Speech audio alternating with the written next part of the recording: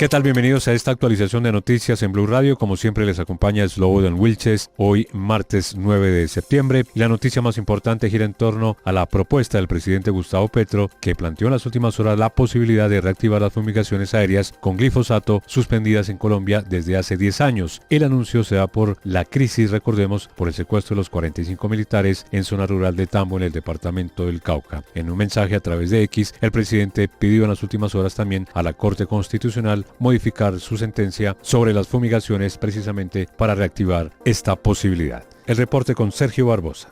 En medio de la crisis de orden público en el Cauca, el presidente Gustavo Petro revivió la posibilidad de reanudar la fumigación aérea de cultivos de coca con glifosato, una medida suspendida desde 2015 por orden de la Corte Constitucional y cuestionada por sus efectos en la salud, el ambiente y los derechos de las comunidades étnicas. En ese sentido, el Alto Tribunal se ha pronunciado varias veces sobre el agroquímico y determinó que el Consejo Nacional de Estupefacientes debe tomar la decisión de reanudar la aspersión aérea con base en la sentencia de 2017 que profirió la Corte, que no señala condiciones absolutas, es decir, no es potestad de la Corte sino del Consejo Nacional de Estupefacientes. Las decisiones que ha tomado la Corte Constitucional establecen que cualquier intento de reanudar la aspersión aérea con glifosato debe cumplir con un riguroso proceso de participación de las comunidades. Además, debe realizarse una consulta previa con grupos étnicos afectados y adherirse al principio de precaución dados los riesgos para la salud y el medio ambiente. Y precisamente en la zona rural de Tambo, en el departamento del Cauca, fueron liberados los 45 militares que se encontraban secuestrados por una comunidad al parecer instrumentalizada por las disidencias de alias Iván Mordisco. Fernando Rojas. En medio de una operación aérea, fueron evacuados los 45 militares que se encontraban en poder de una comunidad en la vereda Los Tigres, corregimiento de San Juan del Micay, en el Tambo, Cauca. Los militares, miembros del Batallón de Despliegue Rápido número 4 de la Tercera División del Ejército, habían sido rodeados por más de 600 personas que, según voceros militares, los mantenía contra su voluntad. Cerca del mediodía, los 45 soldados fueron subidos a aeronaves del Ejército y de la Fuerza Aérea y fueron sacados de la zona y trasladados a Popayán. General Javier Africano, comandante de la Tercera División del Ejército. Están bien. Nuestros soldados no tuvieron ningún inconveniente, ninguna novedad, no fueron agredidos por la población civil. Eso se habló ayer con ellos, que no fueran a agredir a nuestros hombres. El día de hoy terminamos, como les decía, de hacer la extracción de todos nuestros soldados secuestrados. Ellos pasan a una revisión médica. Es un protocolo que se cumple y que se debe hacer, pero todos venían en buen estado de salud sin ningún inconveniente. El comandante de la Tercera División del Ejército, después de dar la bienvenida a sus hombres, manifestó que la tropa continuará en el territorio y que las operaciones también continúan. Y cambiamos de tema porque la Fiscalía y la Procuraduría iniciaron las investigaciones para llegar al fondo de lo ocurrido en las últimas horas en el incidente en el que integrantes de la Armada Nacional dispararon contra una embarcación en el que se movilizaba la alcaldesa del municipio de Mosquera, en Nariño, Karen Pineda, y 6 personas más. En los hechos murió Luis Fernando Sánchez, uno de los asesores de la alcaldesa, y resultó herido uno de sus escoltas, Winston Viracachá. Una comisión del CTI de agentes de la SIJIN de la Policía Nacional provenientes de Bogotá y Cali llegaron al municipio de Mosquera con el fin de iniciar la investigación que trate de establecer qué fue realmente lo que pasó y qué motivó que una lancha con infantes de marina dispararan contra los ocupantes de una lancha donde viajaba la alcaldesa del municipio de Mosquera, Karen Pineda. Benildo Estupiñán, secretario de gobierno del departamento y quien estaba en el municipio de Mosquera, logró ver cómo la comisión inició las primeras indagaciones. En este momento, a mis espaldas se encuentra la comisión que llega desde Bogotá y Cali para realizar el procedimiento al líder social y compañero Luis Fernando Sánchez. Aproximadamente entre 1 hora y hora y media estará terminando y continuará el procedimiento en Bogotá, Cali y es lo que esperamos en Tumaco. Mientras tanto, digamos que el agente de la policía que resultó herido fue trasladado a la ciudad de Cali, en donde, de acuerdo al primer parte médico, se encuentra fuera de peligro.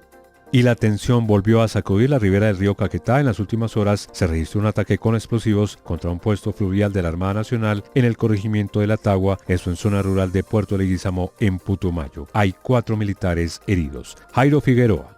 La explosión destruyó gran parte de la infraestructura de la base militar ubicada a orillas del río Caquetá y afectó gravemente uno de los buques utilizados para el transporte de personal en la zona. El hecho dejó 4 militares heridos, quienes fueron trasladados inicialmente a Puerto Leguízamo y posteriormente a un centro asistencial en Florencia, donde permanecen bajo evaluación médica.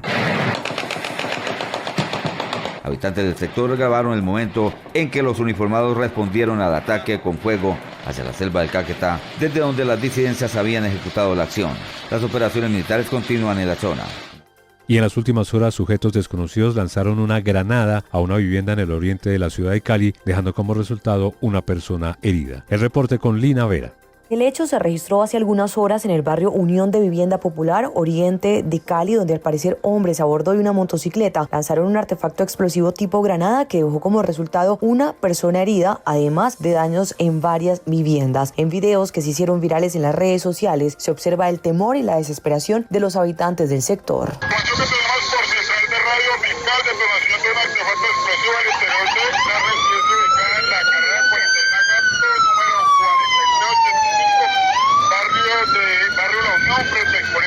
Y es que la persona lesionada fue trasladada hasta un centro asistencial donde a esta hora se recupera de las heridas que le ocasionó esta onda explosiva. Según versiones preliminares, indican que minutos antes de la explosión había una fiesta en esta zona. Por su parte, la alcaldía de Cali confirmó que el comandante de la policía y la Secretaría de Seguridad y Justicia coordinan las investigaciones desde el punto para determinar las causas de este ataque. Continúa el cierre de la vía al llano. Un derrumbe de grandes proporciones tiene de nuevo en jaque la movilidad por este importante corredor vial. Usuarios deben utilizar la vía alterna que demora, recordemos, entre 8 y 10 horas. En Villavicencio, Carlos Andrés Pérez.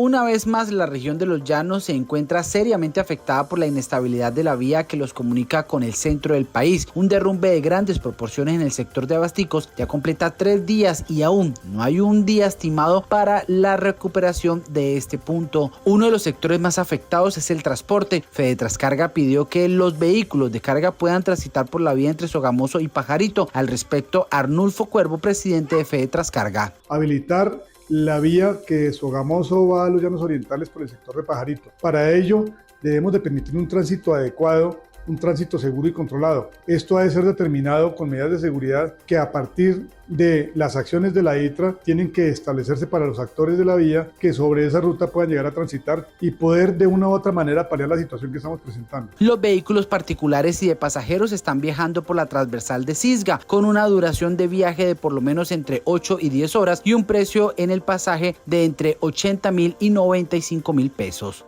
Y el primer grupo de 500 indígenas de la comunidad Emberá que permanecían asentados en el Parque Nacional ya inició su proceso de retorno a sus territorios, al departamento de Risaralda y también al departamento del Chocó. Según informó el distrito en las últimas horas, en Bogotá hay cerca de 1.800 indígenas de esta comunidad, de los cuales 170 se quedarán de manera definitiva en la capital del país. Nicolás Rodríguez. Desde ayer a las 6 de la tarde, por lo menos 750 indígenas de la comunidad Emberá que estaban asentados en el Parque Nacional hace 4 meses comenzaron el proceso de retorno a los departamentos como Risaralda y el Chocó. Esto después de haber firmado también unas actas familiares en las que manifestaban el deseo de volver a estos territorios. Sin embargo, en las cuentas del distrito aún quedan 300 indígenas que no saldrán de un total de 1.800, que es el estimado que están repartidos en el Parque Nacional, la UPI La Rioja y el Parque La Florida, de los cuales 170 estarían esperando la reubicación y el restante se quedaría en Bogotá. Eso sí, haciendo énfasis que desde la Secretaría de Gobierno confirmaron que no se utilizaría el terreno del IDEPAC en el Salitre para resguardar a estos indígenas que todavía quedarían en la capital. Sin embargo, Isabelita Mercado, la consejera para la Paz, Víctima y Reconciliación, confirmó que ya hay un programa de 5 pasos para quienes deseen quedarse en la capital. Sin embargo, el secretario de Gobierno de Bogotá, Gustavo Quintero, aseguró que después de la salida de estos indígenas comenzaría definitivamente el proceso de recuperación del Parque Nacional, lo cual lo mantendría por algunos días completamente cerrado. Esa recuperación, un cierre de la zona, las entidades distritales comienzan la recuperación de la capa vegetal, de toda la estructura arbórea, de todo lo que significa darle nuevamente vida a ese sector del Parque Nacional. Es una semana de muchísimo trabajo. Ahora bien, es de confirmar que por lo menos entre el miércoles y el jueves de esta semana, las comunidades asentadas en el Parque La Florida y la UPI La Rioja desde muy temprano, 6 de la mañana, comenzarían el retorno. Primero, con un camión con sus pertenencias y segundo, con unos buses que además tienen la logística del distrito para el regreso a los territorios. Y en medio de la tensión creciente entre Estados Unidos y Venezuela, el jefe del Pentágono, Pete Hegseth, realizó una visita sorpresa a Puerto Rico para verificar el despliegue militar norteamericano en el Mar Caribe. Desde allí le dijo a las tropas que esta operación no es un entrenamiento. Santiago Martínez en Caracas. El secretario de Guerra estadounidense Pete Hegseth arengó este lunes a las tropas a bordo de uno de los buques militares desplegados en el Caribe como parte de este cuestionado operativo de Washington para combatir el tráfico de drogas procedente de Venezuela. No se equivoquen, lo que están haciendo ahora mismo no es un entrenamiento, este es un ejercicio real, dijo Hegseth en un video compartido en redes sociales por el Departamento de Guerra y tomado a bordo del USS Iwo Jima. Este buque de asalto anfibio se encuentra actualmente, recordemos, desplegado al sur de las costas de Puerto Rico, y esto dijo el secretario de Guerra estadounidense. Escuchemos. Esta podría ser la foto más hermosa que haya visto en toda mi vida, contemplando todas esas caras, contemplando el Mar Caribe en una isla flotante de poder estadounidense. Lo que están haciendo ahora mismo no es un entrenamiento, este es un ejercicio real en nombre del interés nacional vital de Estados Unidos, acabar con el envenenamiento del pueblo estadounidense. También Hegseth se apersonó en la base aérea Muñiz de Puerto Rico, donde está previsto que se desplieguen pronto cazas F-35 estadounidenses como parte del apoyo a esta movilización norteamericana en el Caribe. Y cerramos hablando de deportes porque aunque Colombia ya está clasificada al Mundial 2026, Venezuela aún pelea por entrar al repechaje y asistir a la primera cita orbital de toda su historia. Fabio Poveda. Hay un acto para muchos sin importancia, pero que marca una tendencia, y es que generalmente el técnico Néstor Lorenzo va a la rueda de prensa previa al partido de eliminatorias acompañado de un jugador que termina siendo suplente en ese compromiso. Ayer apareció en la rueda de prensa junto a Camilo Vargas. ¿Será que Camilo va a ser suplente esta noche ante la selección de Venezuela? Pues esperemos a ver. Lo que sí es cierto es que podría darle la oportunidad a David Ospina de ser titular, ya que será el último partido de eliminatorias de David Ospina en su larga carrera.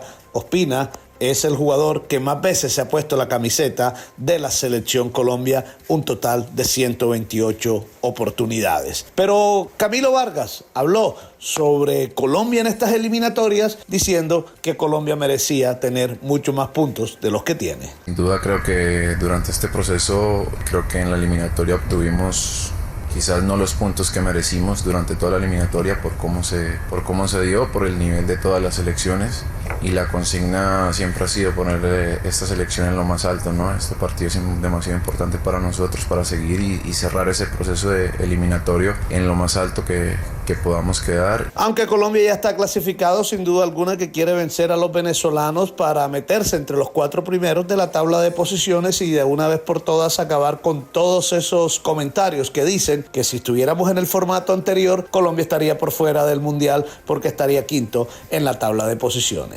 Y hasta aquí esta actualización de noticias en Blue Radio. Como siempre les acompañó Slobodan Wilches. Feliz resto de día.